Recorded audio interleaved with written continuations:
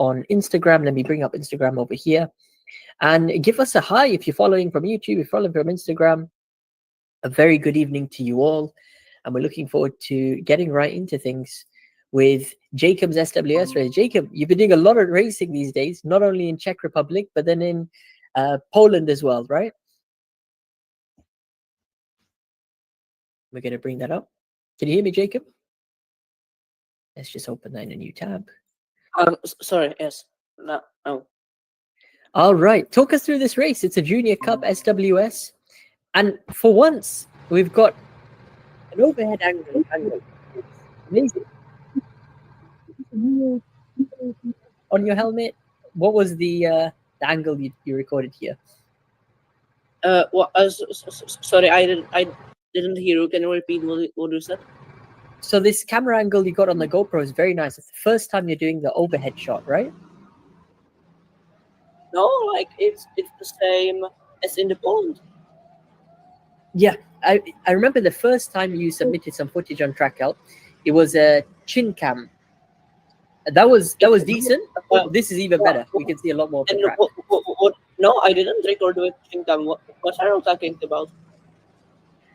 You know what? That was somebody else with probably the same gloves as you then. The same yellow gloves. Yeah, it must have been somebody else's. I only submitted the Poland footages and this. I didn't submit anything else. Gotcha. If you remember the first time you were going through this track, I think you shared some footage of another driver who was over here and they had their video on YouTube. That's what we were reviewing. Yeah, this is my footage. It looks like you guys are, I mean, in a close battle over here at the beginning. We'll just have to rewind towards lap 1. And if we take a look at the grid start, it's by flag. Let's just confirm. Is it the marshal who points, or is it by lights? No, it's the marshal. You'll see. Let's just go one more time. Green lights, green flags up. And then they're off. So really on the starts, yeah, there's some time you can gain. Preferably if you have the inside line, it always helps. That's where pole position is, for example, on this occasion. You're basically starting in what, P7? P7 out of 9. First lap, then you've got to be aggressive. You've got to be sending it. Other people are going to be aggressive as well. You'll notice right off the bat, just because the driver in front left the door open a little bit, somebody goes for a big dive bomb late on the brakes and actually takes him out and takes the position. What happens here? Do you back off and then you feel like you just want to get going? What was the thinking on corner exit over here? What do you mean? So what happens over here? You're coming through. I just watch your left foot. As you come behind him, you just press the brakes over here. Yeah, because you're conceding position, there's or in space, and I don't want to hit that, so I slow down and go behind him rather than being side by side, because there's very little space. Awesome. Well, you're taking the safer approach, and that's always helpful, as opposed to, for example, the guy in the blue helmet over here who's very aggressive and he's just trying to make up lots of positions. I do think, this is over the top, because he's bumped him out the way and then he's taking the position. Push to pass, as we call it. What you can do here, though, is you've got the momentum on him, you've got the run. Just commit it sometimes, especially when you have the inside line. Then this driver's already, he's got one hand up, he's frustrated, he's trying to do something. You understand his frustration because he's been taken out, but you leave that to the marshals. Did the marshals give any penalties? I mean, what was the verdict on that? I think some penalty was there for not completing the pit stop or something like that, but I think some penalty was there, but I think there was only one penalty in the 2 races. So. Well, that means you can use the rules to your advantage if they're going to be lenient like that and relax, and just be a bit aggressive. Because if they're not going to penalize for, like we saw in the first corner there, then sometimes you just have to be aggressive yourself. What happened there is the gap sort of opens up now towards P6 and P5. And talk me through this phase of the race where Maybe early on. the most interesting part is probably after the pit stop. Talk me through this pit stop. What's the rule about that? Just that there is this text. There are red Yeah. lights, Awesome. it 5 minutes in the race, and that means that you have like a pit window where it's the only time when you are allowed to pit, and you have to be there for. Yeah, that was my probably biggest mistake in the second race. Was you have to be there for the for 25 seconds, but like they told us that the sensor for measuring the time is a bit after the exit, so we should there is it's not a visible grade, but there is a screen At the and on top, the right? screen, I can't really see it, but everyone's looking there. Okay. it's now invisible, but yeah, there's a screen where times are displayed, and they told us to go at roughly when there's 22 seconds displayed there, but I went for a safe approach both times and pressed the gas as it was on 23 seconds, but it was too slow. I had too slow both stops. You felt that you lost maybe too much time? Yeah, in the second race, I don't exactly remember what was going there, but I think that because of the slow pit stop, I like in this race, I'm gonna catch a guy that like was my mom told me that he was a bit slower than me, but I could not overtake him, and in the second race because of the slow pit stop, I think I ended behind him, and I finished the same in P8 behind the guy. This is not him. So it's this guy, right? Or not? No, This guy. This is not him. This guy, he was really slow. He was like 2 seconds slower than me, and there were guys, I think 3 seconds Well, that's the faster move than you me. made. And there's going to be a bit of lap traffic. This guy's probably one of the leaders, right? Who's gone through? No. He isn't lapping. Yes, because of this guy in the green. I didn't see him, so I didn't want to collide with him. So I went too wide in the turn, and due to that, the guy in the black jacket went for the inside and got in front of me, and I couldn't then overtake him back. So right now, which position are you in? Are you P9 now? I think I'm P8. P8. Okay, so basically you've no. I'm actually lapping this guy. So yeah, I'm in P7. I'm in P7. Cool. I think I am lapping this guy. You're lapping him, right? Lap traffic. You always want them to give you an easy time, not battle you and things. Then this is P8 who's passing you? P8 for P7? Yes, he was P8 and now he's P7. So this is the battle basically, because technically, as you said, you got the pace for the position. You were holding it before the pit stops, and it was just the pit stops, right? In like some parts and some corners, I was definitely faster, but like it wasn't a big margin. It was like 1/10 maybe. Well, this is always a good battle because, especially when you're behind, you have less of the pressure. You see, this battle is technically for P7 because there's nobody close in front. It's just you and the driver in front. It's easy to say he's P7 and Kart 7. We can assign it like that. Let's call him the driver in the black helmet to simplify it. So what you want to do when you're in this scenario, because you mentioned you wanted to get some advice on overtaking, right? Yes, it is. Because I could not overtake him for basically the half of the race. Yeah, and that's not something unusual. That happens to many drivers, and it's just simply about picking the moment. So after a lap or two, you should realize where you're catching him and where maybe he's at the same pace as you, or he might be pulling away slightly. And especially when you're behind like this, you got a chance to close in behind him, try to get into the bumper range. So you want to be at least half a cart, if not touching on the back of his bumper. What that does, it puts pressure on him, right? You're not bumping him as per se, you're just letting him know you're there and keeping the pressure on. The way to do that is number one, don't overdrive, because it's easy to push too hard and then end up sliding in certain corners, and then you lose like a tenth here and there, adds up. Be relaxed with your driving. Just remember that driver in front has it all to lose, and he's always looking over his shoulder thinking, is this guy close? You got a nice exit out this last sector, and look, you've closed that gap back down.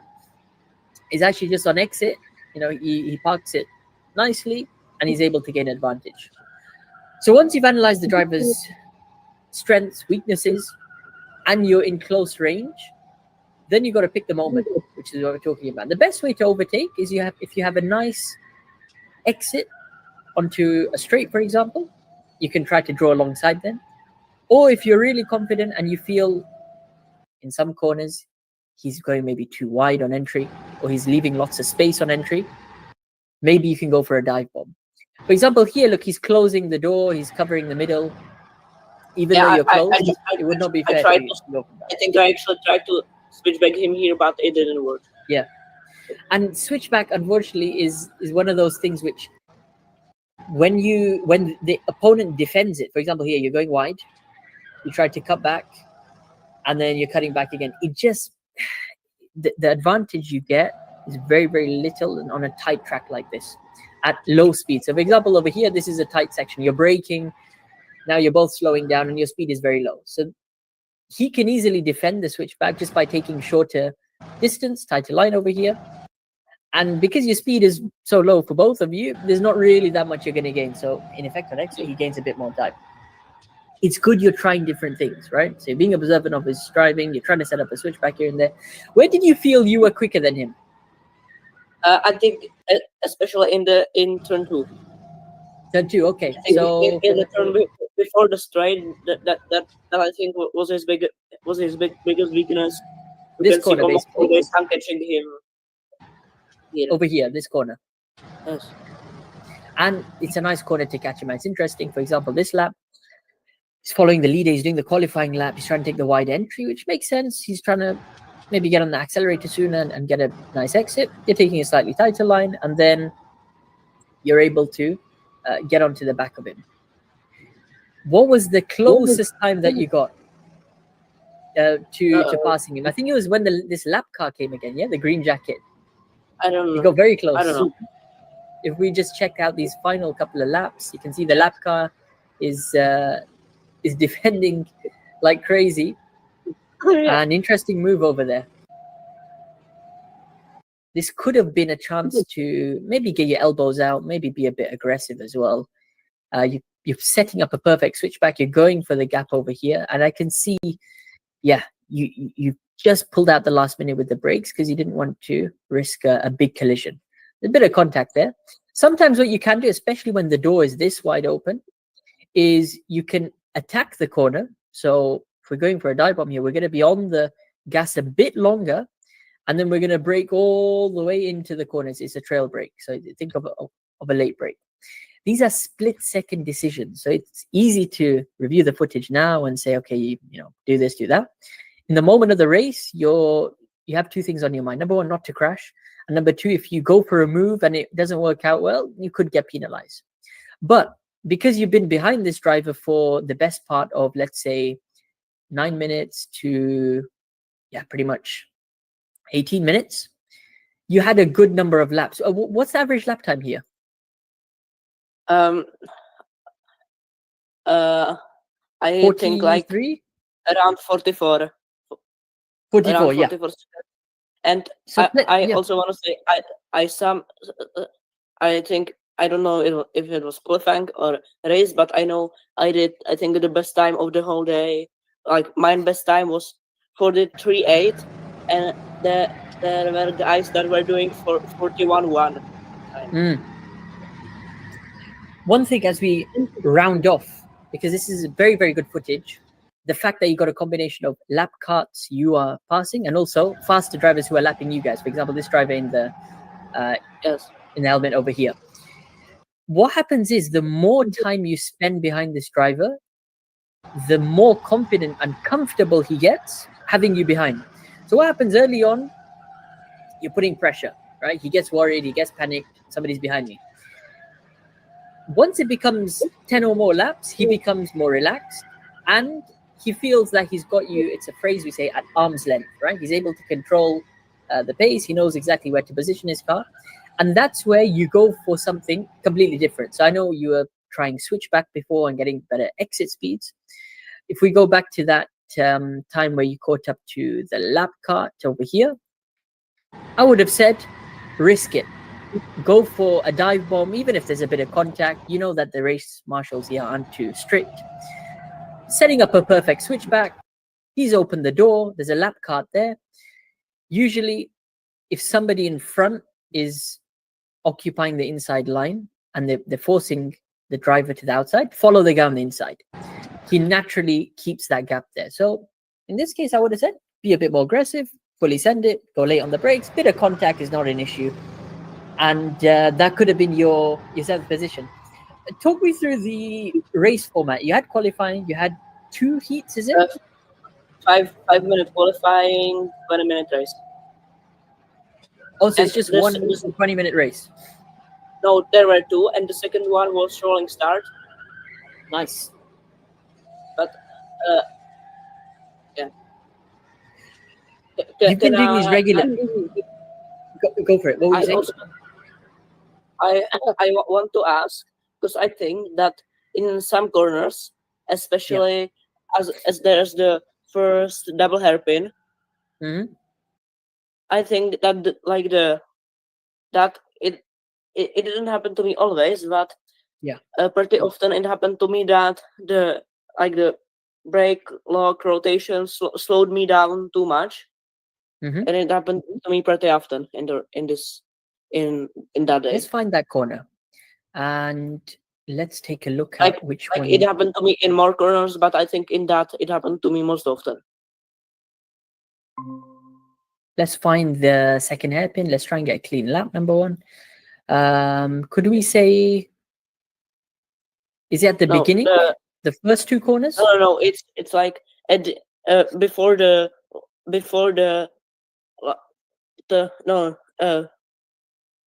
yes.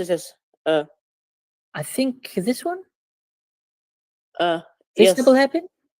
Yes. This double hairpin.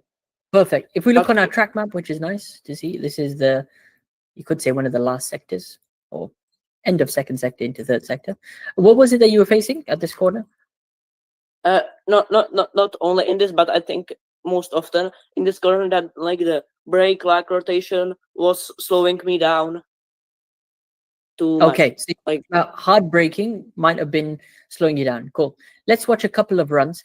If I am not mistaken, the oversteer from that, in for example the track in Krakow, it worked perfectly, but here I think the oversteer from that was sometimes slowing me, so I would like some tips for that. Yep. Just to be sure, this is the only braking point for this hairpin, and is the rest flat out, full gas, or you're braking again for the second one? The second one is flat. Nice. And that's the key in the second hairpin. So you don't want to take too much risk, as you said, where you're braking too much, oversteering too much. It'll impact your exit. Let's take a look at a couple of other times that you've done these 2 corners. It's an interesting approach you take, nice and wide. And also, I think it happened to me pretty often in turn 1. I think it was also pretty often. 1. Interesting. Yeah. So when we have a case like this is a nice example. Just watch your left foot over here, because you'll see the more you apply the brakes, you're on the brakes now. 1, 2, and then you're getting this big snap of oversteer. So all that can mean is the amount of pressure you're putting initially might just be too much, right? So you can be a bit softer with the brakes, right? When you apply it, be 75% as opposed to 100% maybe you've been doing there, and really try to control the oversteer when it happens. So the kart will want to rotate naturally. When we brake and try to use our brakes to turn the car, it's going to go in the opposite direction. It's a right-hand corner, and the steering wheel is facing to the left. Keep your hands in a fixed position. This is something I've noticed as well. Sometimes your grip becomes loose. So like over here, is this just like a habit thing, or you do this intentionally? I think I don't really know what I'm doing. I think I'm just like readjusting my hands position, but I'm not sure. Yeah. That's by habit. You know, when I started karting, I used to do that as well. What I would advise you to do, practice push-pull technique, where your hands are in a fixed position, and we try to avoid moving our hands mid-corner on entry of the corner. What that does, it fixes you in one position, and it forces you then to use more pressure on the outside. So when we're cornering to the right over here, it's actually our left hand which is doing more of the work, it's pushing, and we avoid pulling. So for example, as we come through on the left-hand corner, just watch your left hand over here. You readjust towards the top, and then you're pulling down, yeah? Try out the opposite next time, where it's your outside hand, which does more of the pushing, keeping your hands in a fixed position, so avoid readjusting, and see how that works when you apply brakes and you go for turning. Usually, having your hands in a fixed position during braking and turning can help you control oversteer better, and it can help you take it with smoother inputs. That's what we're trying to do at the end of the day.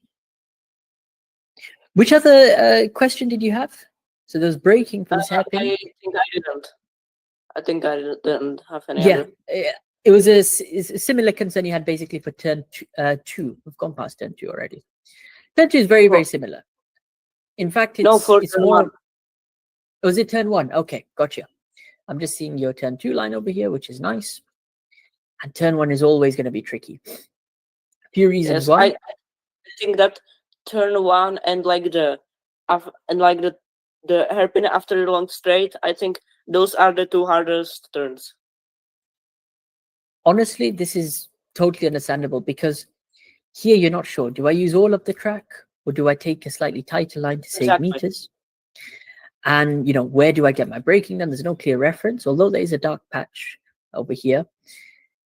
Where can you brake? Where can you get back on the gas? Let's take a look at a couple of laps of turn 1. So, for example, over here, what happened was, watch your feet. It's nice to see your footwork over here. On the brakes, nice and early. Look at how early you are in relation to the corner. I'd say that's good, because you have time to slow it down. Now you're releasing the brakes as you get a bit of rotation. I like the rotation you got. Your steering wheel is neutral, and you're slowly applying some gas. What happens now, as you apply gas, the kart starts to oversteer, right? So simply what that means is just be a bit more gentle on your throttle application. Feed the gas a bit smoother if you feel you're oversteering too much. And what happens as you correct back to the left, watch your left foot over here. You tap the brake slightly, yeah? So you're doing a correction there. That's normal sometimes when you feel you've taken too much speed. Let's look at another lap, for example, when you're doing without traffic, hopefully. Let's go towards the beginning is nice, because that's where you had some clean air. And we're just coming up to the first corner. Is your line to normally go about 3/4? Yeah. So not too wide, not too tight as well. Once again, over here, you've got that nice early brake. Yeah, again, the snap of oversteer for turn 1, I can tell. Just one more time. I do think it could be brake pressure related, where you can just be a bit softer with the brakes, or for this occasion, it looks like as you were putting more and more pressure, that's how the kart reacted. A few other times you might find, as we discussed on the previous lap, you're just a bit too soon on the gas. So as you perhaps try to apply softer brakes for this corner, when you transition back onto the accelerator, just try to do it a bit smoothly and keep the kart committed, right? It's important we don't do corrections. So midway through the corner, you might feel like I need to release off the gas or tap the brakes. Just keep your foot on the gas. If you add in a bit of leaning as well, you know, that could help you get a bit more grip. And ultimately, try out the push-pull technique, yeah? Hands in a fixed position. Let's avoid readjusting and see what kind of a difference that is hopefully going to make towards your stability in the corners, yeah? When are you going to go to the track next, Jacob? I think this was kind of this was an off-season race. I think it opens in March or April. I'm not sure. Okay. But they said that there is going to be a race in March. Excellent. Well, that's something to prepare for. Right now, is the track open for practice or it's completely closed? No, it's closed. Oh, it's completely closed. Okay. How long have you been doing the SWS races here? I think I first actually went there in 2021, but that wasn't racing. That was just for fun. And SWS, I think first race I had in autumn. I think I had 2 races in autumn last year. Excellent. You see, now you're getting used to it, and don't worry, the results will come slowly as long as you stay determined and you look to improve each time you go on track, right? And there's small pointers, like we discussed today, some small things in your braking technique you can try next time, maybe even in the hand position as well. As you apply these things, not only are you getting more and more used to the track every time you go, but then you slowly try to improve the finishing position. So maybe you finish P7 this time, you want to go for P6, then you want to go for P5.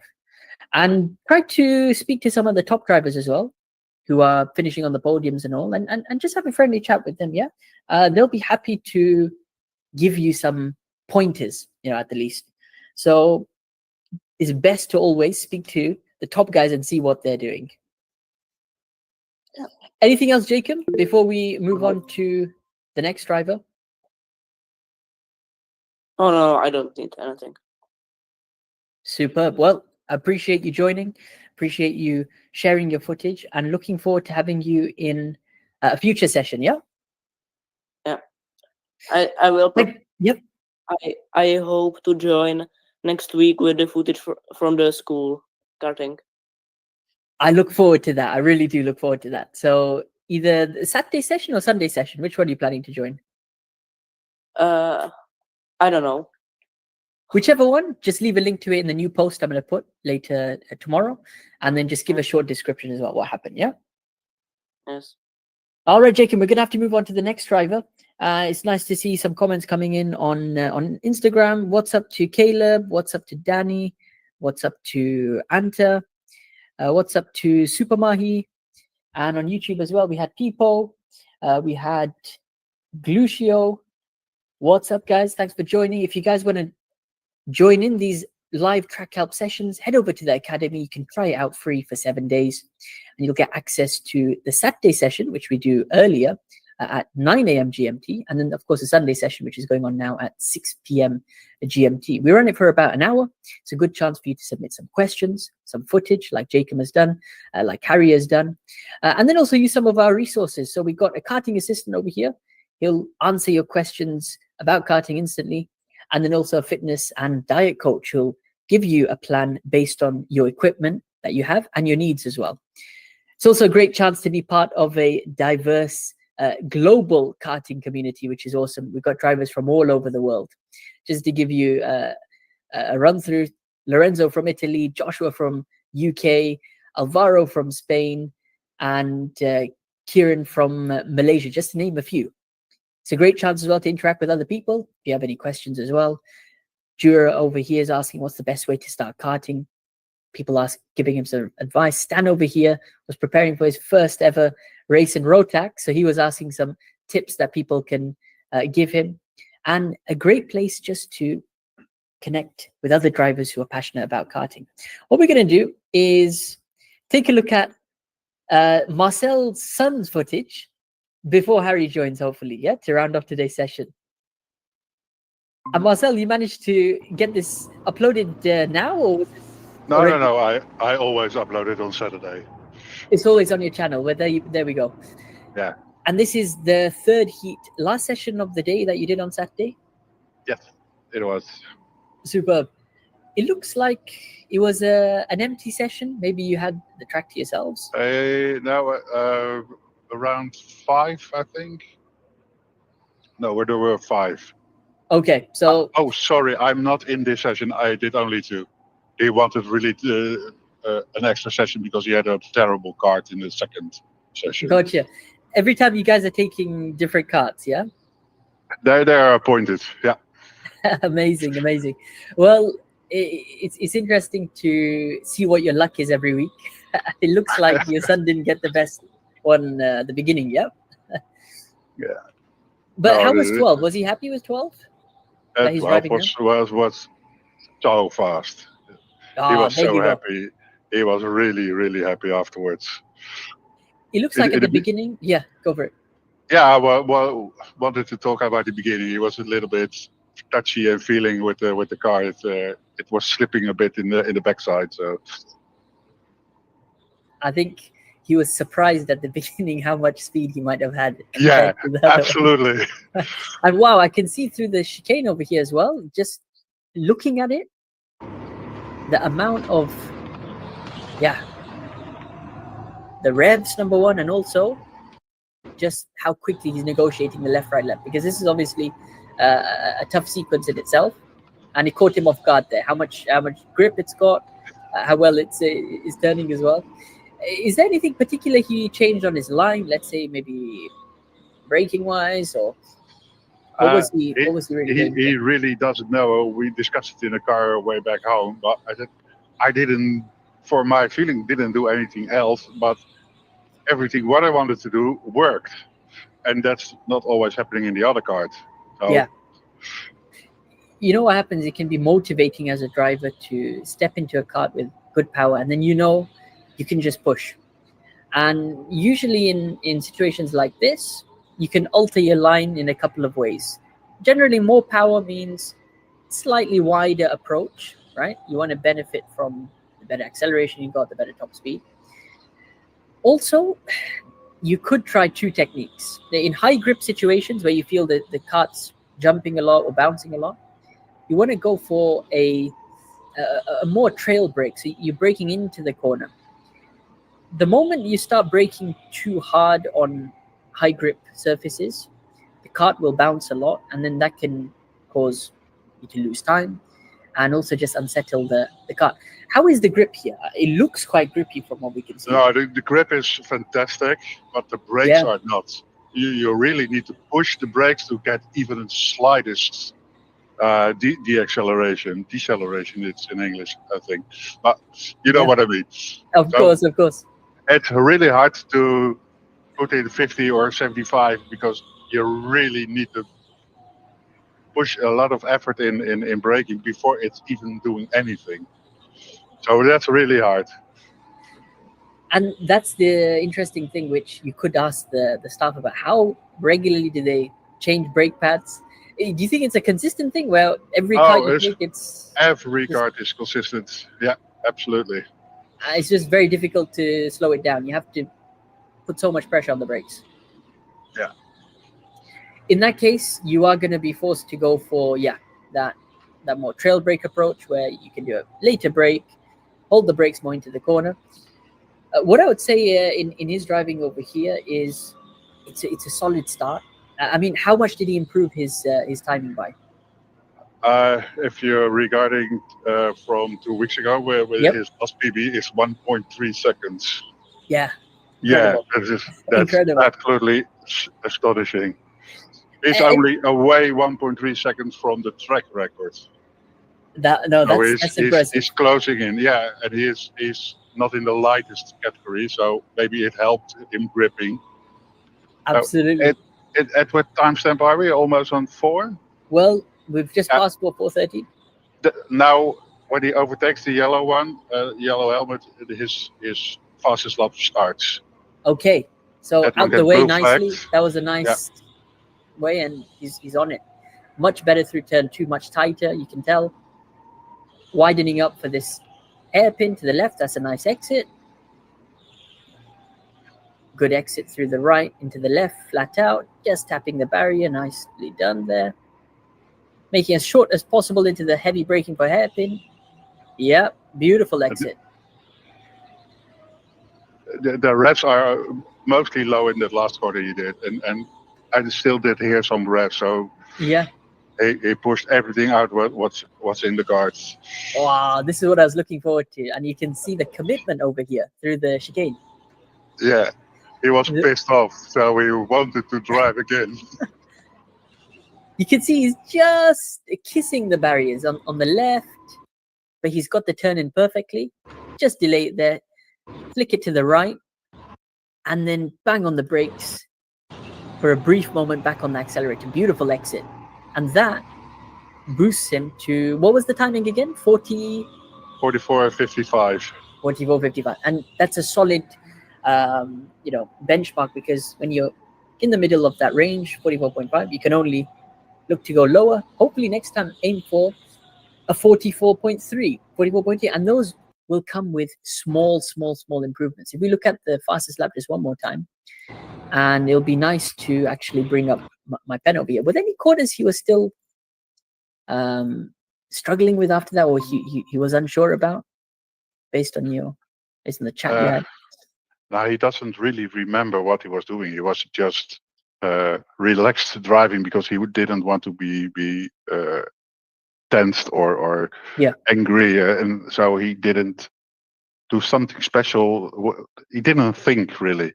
Yeah, not overthinking maybe, but I think this lap kart came at a really good time, because he forced him to take that tighter line on approach turn 2. So here he's forcing him to stay to the right, and then you'll see as we approach turn 2, the left is so much closer to this outside barrier. I remember we discussed this line last week, right? Absolutely, yeah. Wide approach combined by that sharp early turn, and he's going for that early brake as well. You can see brake and turn. That allows him slow down and really dictate the kart to go close to the apex. This was beautiful. So not only has he hit the sweet spot for the apex, but now he's feeding the accelerator back again, and he's launching out that corner. As we said, as you come under this TV screen, you'll see the boost effect.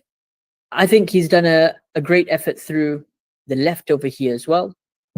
Coming into the right, it'll be interesting to hear his approach. So he takes a slightly tighter line. Well, actually, no, it's not. He's the track is tightening up over here. That's what we can tell. And it basically goes from left into right into left. As you come through, the brief moment you have to straighten up. I think this is awesome. Hitting the brakes nice and late, trusting the kart will turn in. Bang on the money there for the apex. Beautiful. And a good exit out. The second hairpin is interesting because it's not, you're not building up that much speed. Is it a tap of the brake or a lift? What's the... No, he's tapping. Yeah, absolutely. You just tap on the brake. Yeah, it's just long enough. So you're building up speed and then you just tap the brake. Not bad. If you do it a bit too long, then your rest are totally gone in that corner. Yeah. And this is the corner we discussed, I believe, on the first time. It's that right absolutely. Left. Well, I gained there 4 tenths. Awesome. The tips. Yeah. I think it's this flick technique he's using really well. So it's aggressive turn into the right. You can see he's full lock to the right, trying to utilize this outside part of the track. And then what he's going to do is mid-corner, tap the brake, and aggressive turn to the left. So good rotation he's getting. He's probably leaning as well over here. Absolutely, yeah. I don't have time to lean because I don't have the brain to, oh yes, I have to lean also. It's going so fast. Just go with the natural force, as we like to say.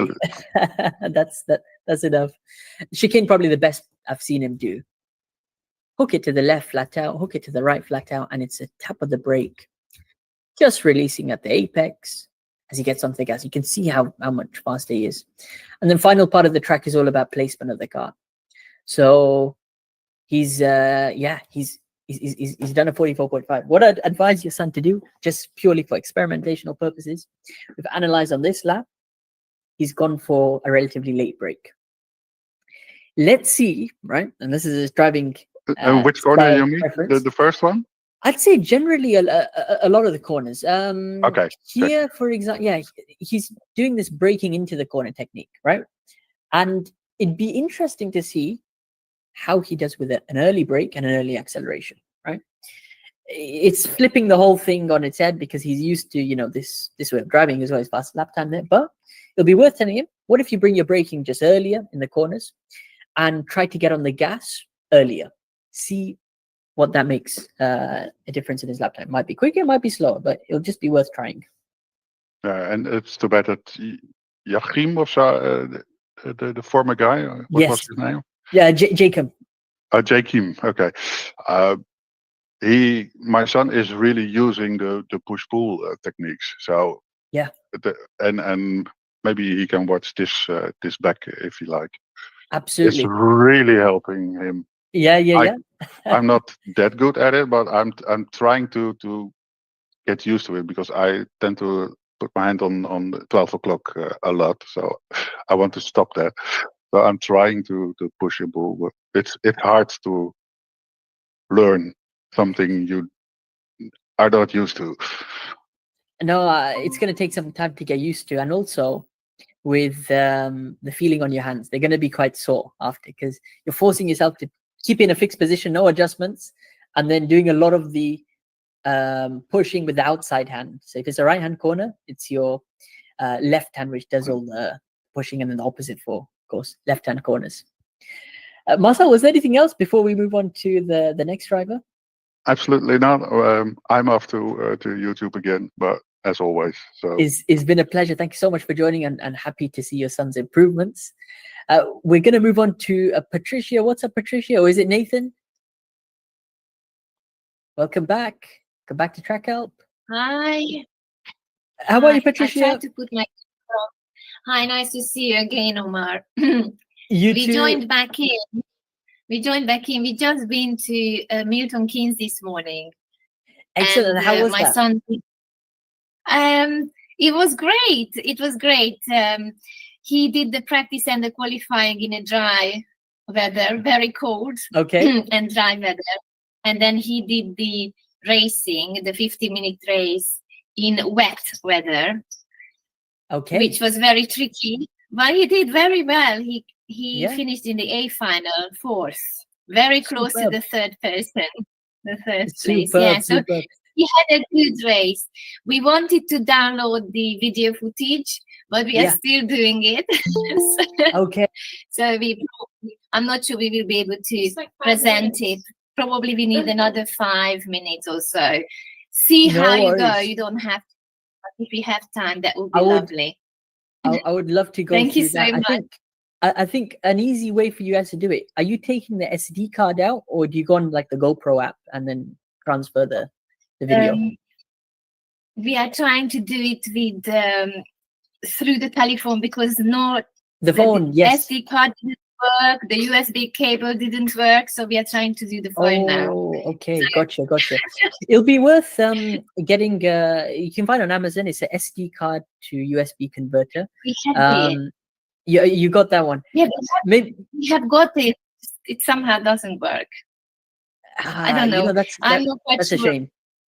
Because that's the It's a easiest shame, way. You yeah. just plugged it in, and then it's on your laptop. Control C, Control V, and then within a couple of minutes, it would have transferred it to your laptop. It might be worth getting a new one or another company, or maybe even the SD card itself. Just get a new one of those. Otherwise, you'll be stuck with the app, and it takes a long time. Not to worry. Let's stand by for that. Let us know how you get on. We're going to go over to Harry because he's just joined, and then hopefully come back to Nathan. Yeah. Hello.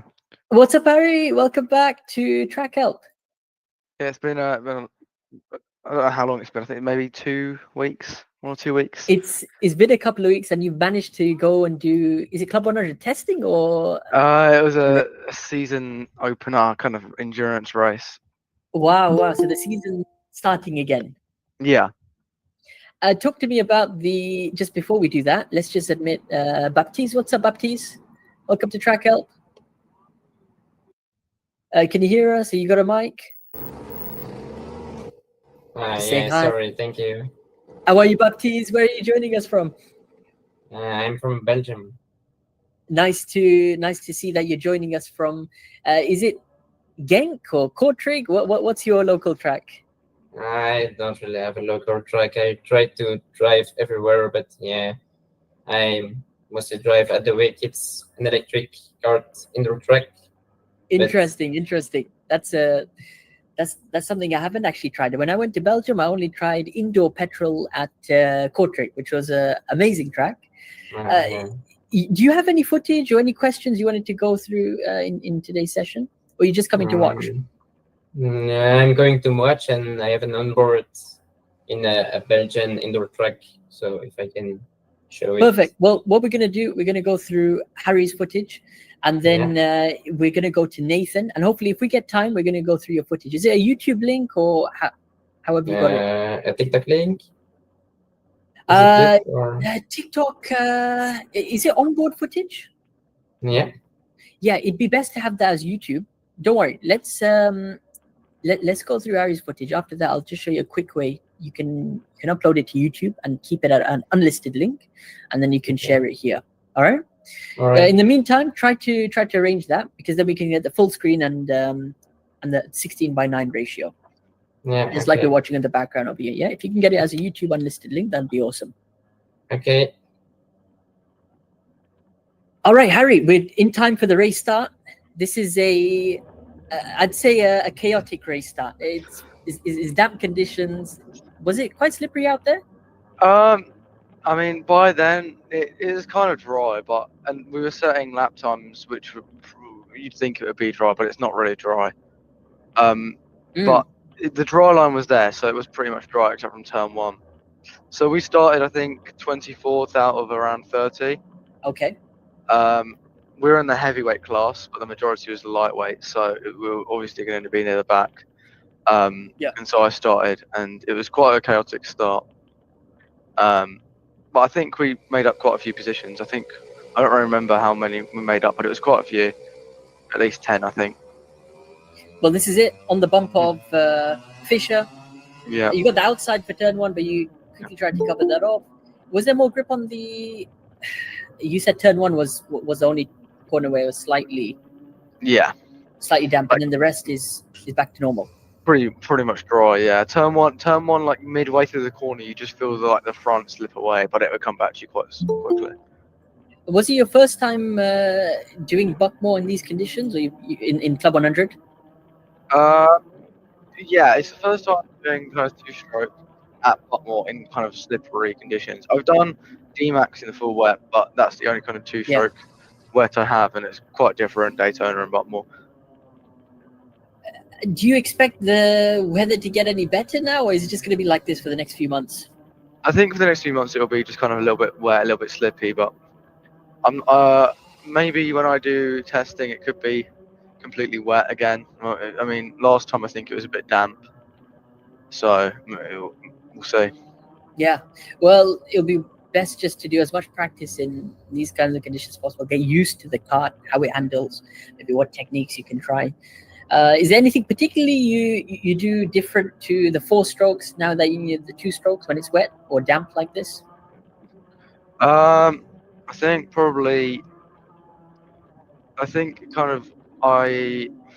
there's more grip in these karts because they usually have better tires. So it's kind of less grip. It's quite more relaxed, but you can use the accelerator to kind of rotate around the rear. Interesting. We had a good comment on my last YouTube video. It's somebody who does D-Max driving every now and then. He's saying he struggles with it bogging down in the wet, and he feels people are losing him on the corner exits. Any advice you have for that, since you've also done some D-Max wet running?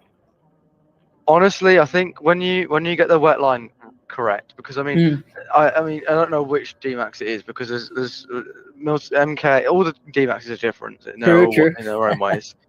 Because at Milton Keynes they're just faster. At Tamworth they're a completely different chassis, and at Sandown they're just a lot more bottom end. They're kind of all made for their own track. So I mean, for Sandown at least, I think if you get the lines right, which I mean they're so different around there because it depends on your weight. I mean, you could curb hook and get an overtake, but I mean, as long as you get the acceleration right, because if you see in most of my footage, you'll see that I won't just like stomp on the pedal. Like I'll kind of, I think most people that drive in these kind of karts, they'll do half throttle for like a split second and then progress to full throttle, unless you've got kind of momentum. Like here, you can just kind of stomp on it. But if you're coming out of a hairpin, as an example, you'll probably find yourself kind of like sliding. At Daytona, out of I think it's one of the kind of longer right-handers. You'll find yourself kind of having to hold the slide and pretty much go all the way to the inside and back out to the kind of the racing line. Yeah, I think that's a really good point you made about the throttle application, especially in these karts, because the power band's different to, of course, the 4-strokes. When you hold it there, as you mentioned, whether it's 50% or whatever, don't be too soon on it. Otherwise, you will face that issue, which the driver was who commented saying he was bogging down. Be patient, wait for the grip to be there, and then sort of put your foot down. How about braking? What's your technique in the wet? It's rail brake, I think. Okay. And then for like hairpins, I will just lock. So for Yeah. turn I think 2, hairpin 1, I'll lock and kind of like let the cart slow down quite quickly. But if it's turn 1, I'll probably hold on the brake for quite long, especially in these damper conditions, because you kind of need the front to grip up a lot more. Absolutely, absolutely. Well, you've got lots of time to practice for what's ahead. How long was this race, by the way? I know you've only got a few minutes Yeah, footage, but yeah. what was the overall duration of this race? It was 2.5 hours, and then so I did Wow. half of it. It was the first time I've ever done more than really 11 minutes in a Club 100 kart. Mm-hmm. And Club 100 karts I think are a bit more physical than D-Max. Mm-hmm. The steering's a little bit tougher. They're kind of a bit more physically challenging. I think, especially around Buckmore, it's very bumpy, and to be fast around here, you need to be quite abusive on the curbs. So like on the Yeah. exit of a lot of the, I mean, some people are abusing them so much. I think one of my friends' tire came off, and then on the Oh exit of gosh. here, I watched someone dip their tire into the grass, and then I saw their tire roll on as well. So 2 people's tires came off, which is quite scary. Wow, wow. So yeah, I mean, it was quite physical. I mean, my neck was definitely. I mean, my hands were aching after the first 10 minutes, and I was just waiting to be Yeah. called in. And then by the final stint, I was my neck was kind of gone. So you had a teammate. Yeah. One teammate, and then you sort of split it. Yeah. One starts, the other one does a middle stint, and then you finished it. hmm How was the overall finishing position for you guys? I think we came 5th last overall, which isn't that bad. But I mean, we had a few Okay. incidents. So I think we had a penalty, and our pit, like when we stopped, it wasn't very organized. I mean, my radio, I had a radio, and the other guy didn't have a radio, and Okay. my radio didn't even work. It was very, very bad. I could just hear people mumbling in the background, and I was like, I can't hear you. No. And then they couldn't hear you either. They could kind of hear me, but that Yeah. was all really. But that's what practice is for. Make those mistakes. Try new things out. Iron out the mistakes more than anything. And when does it start? The season for Club 100. So I mean, I think it starts around. So I have testing in March, and then Okay. that's the start, like, directly start of March, and then we go to Wilton Mill in mid-March, which will be quite fun. Mhm. But I think I was thinking about like how it's going to run out. And I think I'm just starting to get too heavy for the class now, because I'm simply too tall for lightweights. So like Mhm. I instead of doing the 75 kilo class for that race, I did the 85 kilo class, and it's much more different that when you have more lead on and stuff like that. But I think it's going to be a Yeah, lot more sure. difficult being heavier. I'd say just start practicing with that now if you can, whether it's the weights or the lead, Mhm. and do it at just, I don't know if Daytona allow it in their practice sessions or wherever you're practicing really. Yeah. But get used to that and just try different techniques. You'll find with the handling as well, if you just put weight on the post or on the lead holder, Mhm. it's a bit awkward in left-hand corners, right? If the Mhm. post is on the left and you're doing left-hand corner, you get lots of understeer. So Yeah. a couple of techniques you'll need to try with that, and then get used to it, kind of thing. Hopefully, you're looking for a competitive season, trying your best. These are the months where you can try everything out, and then Mhm. of course give it your best in those races. You got the experience of last year as well in terms of the tracks. Is it the same Yeah. tracks or same sort So of calendar format? I mean, they've gone like to a south and north format now. So there's two Yeah. championships, but I'm doing the south. So there's quite a few new tracks which they haven't been to before. Well, at least juniors haven't. Yep. So that'll be quite fun. So you've got like Risington and Shedington, and they're quite little fun tracks. So I mean, it'll be good fun. Absolutely, absolutely. Well, it's always a pleasure to go through your footage, Harry. Keep it coming. Anything else before we round off for today? I think that's all. Thank you. Thank you so much, Harry.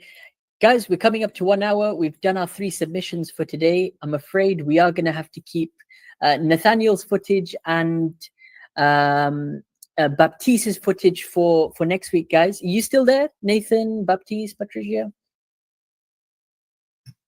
Yes, you're here. I'm afraid we're going to have to keep it for either the Saturday session next week, which is going to be at 9 a.m. GMT, or the Sunday session, which is going to be at 6 p.m. GMT. Yeah. So I hope to see you guys then. Yeah, hope to see you then. Thank you very much. I hope you can work out that issue you had with the SD card and the footage. Hope it becomes smoother for you guys to submit. Yeah. Let me know how it goes for sure. Baptiste, are you still there? I think Baptiste is muted. Fire Spear, let's just round off with you. Fire Spear, can you hear us? Yeah, I'm still there. Yes, Baptiste. I can hear you. Baptiste, we're going to have to keep your I'm footage. not. Don't you hear me? I think it's lagging a lot. Not to worry. We're going to, as I said, we've come up to our 1 hour time limit. We've reviewed our 3 submissions. I'm going to put up a new post on the Academy later tomorrow. So if you can share a YouTube link, just like Patricia has done for Nathaniel over here, and put a description of what you want me to review in that, then mention, are you planning to join the Saturday session or Sunday session next week?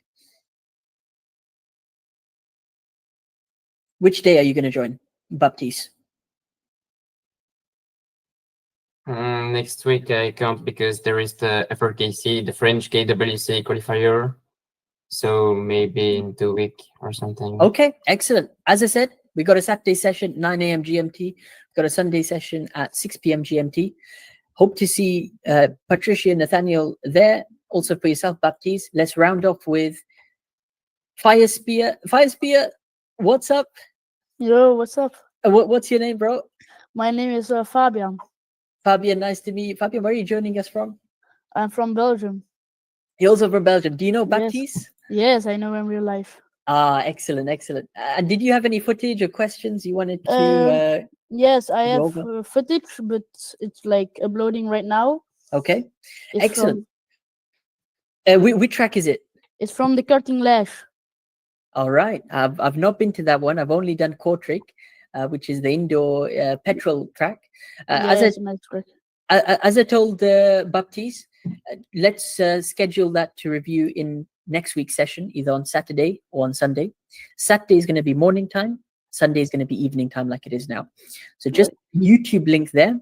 And then a description like Jacob has done over here. Just mention briefly what you want me to review. And looking forward to having you guys on then. Yeah. Right, great. It's been a pleasure, guys. Thank you all for tuning into the live stream. What's up to Rudy, who just put a hi in the chat. What's up to Ethan as well. And until next week at 6 p.m. GMT, we'll all see you then. Okay, good night. Good night. Good night. Bye.